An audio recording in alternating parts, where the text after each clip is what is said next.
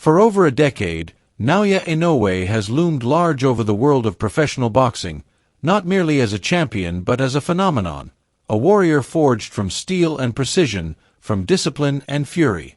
He is not just another fighter with a belt. He is a living testament to the terrifying combination of grace and violence.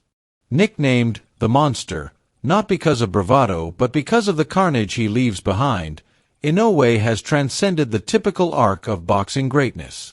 His fists have written chapters in boxing's history books, chapters soaked in blood, glory, and the stunned silence of thousands who watched confident contenders crumble into dust. With every ring entrance, the mood shifts. Fans don't merely cheer, they hold their breath. His opponents do not simply enter the ring to compete. They step into a storm, one where survival becomes a victory in itself. His career has not been a mere string of wins. It's been a rampage across multiple divisions, against former champions, unbeaten prospects, and hardened veterans. Inoue's dominance hasn't come from brute strength alone. His true power lies in his timing, his ability to read opponents like open books, to decipher their style, and to unravel it within minutes. It's this combination, lethal force, technical supremacy, and strategic mastery, that makes him one of the most feared boxers in history. He doesn't waste punches. He doesn't flail. Every movement is deliberate, every jab calculated, and every body shot designed to erode the will of those who dare stand across from him. But no matter how mighty the champion, time moves forward.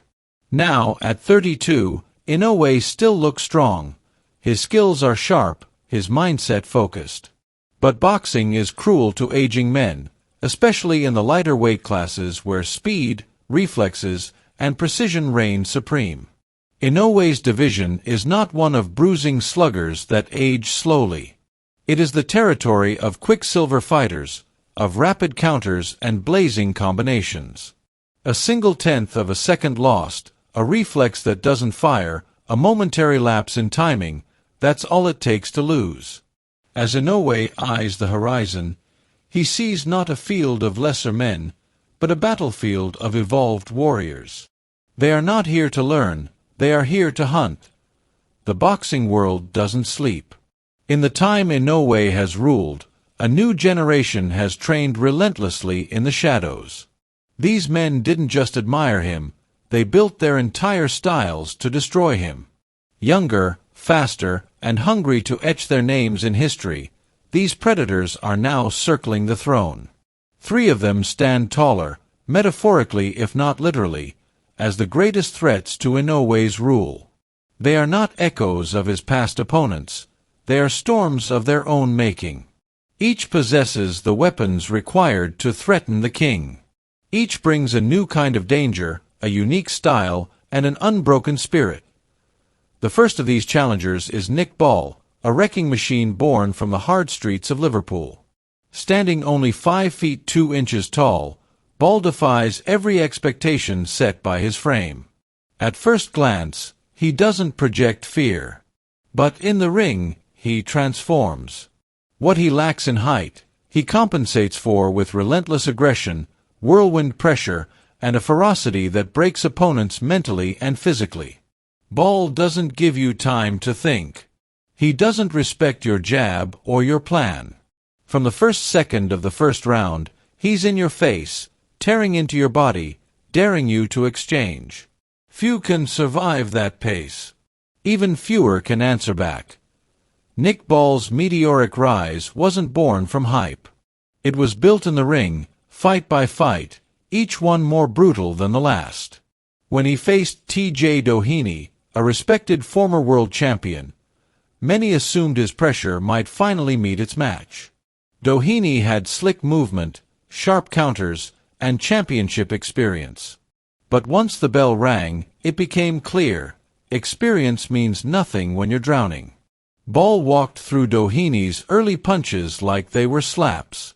He cut the ring, stepped inside, and threw short, mean punches that thudded with intent. His body shots started as warnings, then became weapons. Doheny, normally so poised, started to falter. His footwork slowed, his jab lost sting, and his face began to betray doubt. By the middle rounds, Ball had turned the fight into a mugging. Even when Doheny tried to clinch, Ball pummeled his ribs. When the referee separated them, Ball was already stepping in with another hook. A low blow interruption momentarily paused the action, but Ball returned with even greater fury. The finish was merciless. Doheny collapsed under the pressure, and Ball stood triumphant with a new belt and a clear message. No one was safe. He followed that performance with a display of sheer destruction against Jesus Ramirez. The fight didn't last a minute. Ball needed only 30 seconds to flatten Ramirez with a vicious uppercut followed by a pair of monstrous right hands. It wasn't just a knockout, it was a warning to every top contender. Next came Ronnie Rios, a veteran known for his toughness, his grit, and his refusal to quit. Ball erased all of that. From the first bell, he owned the ring. His jab was stiff, his combinations cruel, and his body work relentless. In round 3, Ball detonated a left hook on Rios's jaw that sent the American crashing through the ropes. It was so violent that for a moment, even the raucous Liverpool crowd froze in shock. The referee could have counted to 30. Rios was done. With every victory, Ball looked less like a rising star and more like a coming storm. While Ball's power lies in pressure and pain, Jesse "Bam" Rodriguez is a different breed of predator.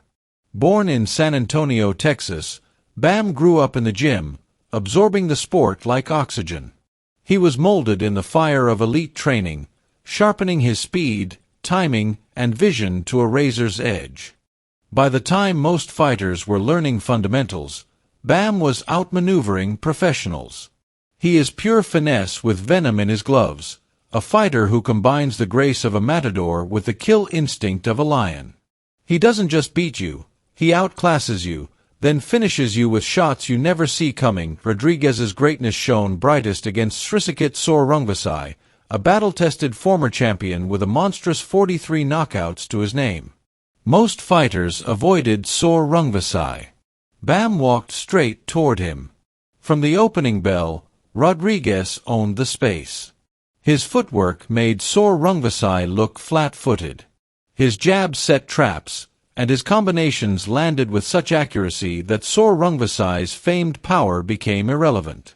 In the 4th round, Bam nearly dropped him with a laser-accurate right hand. By the 7th, the tide became a flood. A left hook to the temple dropped Sor Rungvisai, and the follow-up barrage ended the bout. It was shocking, not just that Bam won, but how he won. Dominating a monster like Sor Rungvisai was unheard of. But Bam wasn't finished. Hungry for legacy, he turned his sights on Juan Francisco Estrada, a Mexican icon, a multi-weight world champion, and a warrior who had never been stopped.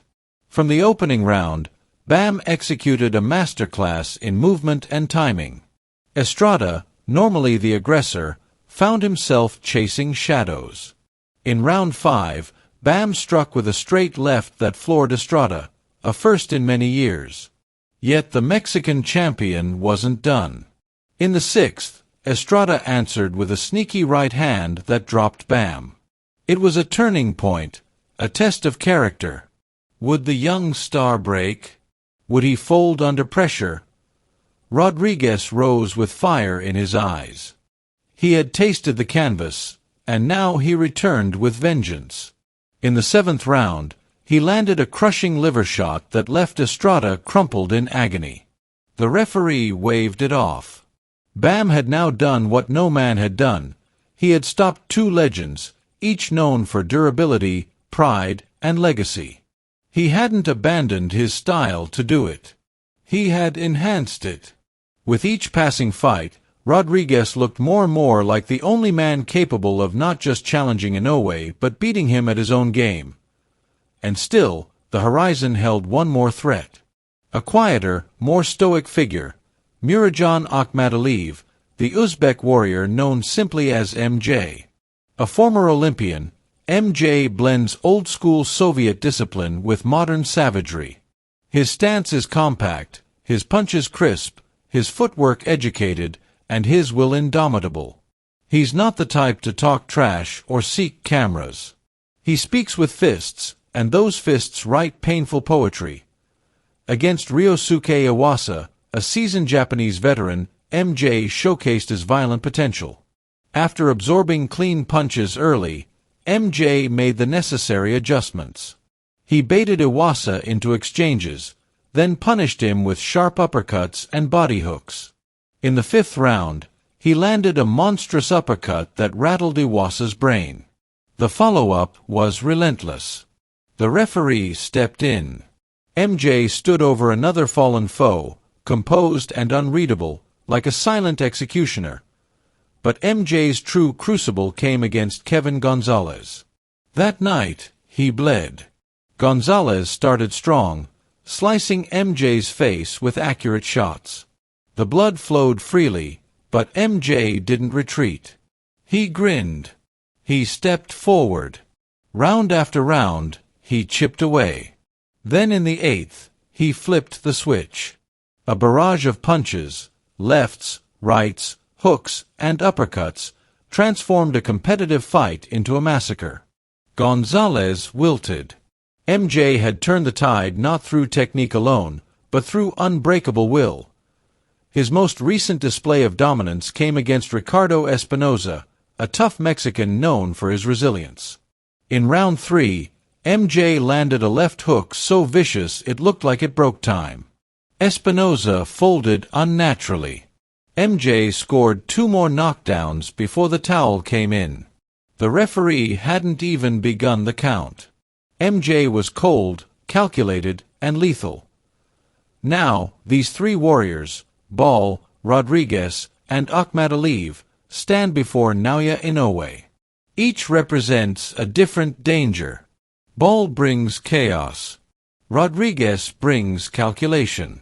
MJ brings resilience and force. Together, they form a gauntlet unlike any Inoue has ever faced. The choice for Inoue is clear, yet perilous. Face these men now, while he still holds the throne, or watch the sport move on without him. Should he fight them and win, he will not merely be remembered. He will be immortalized. But if he falls, he will fall to men worthy of the crown, worthy of carrying the legacy he spent a lifetime building. Either way, boxing wins.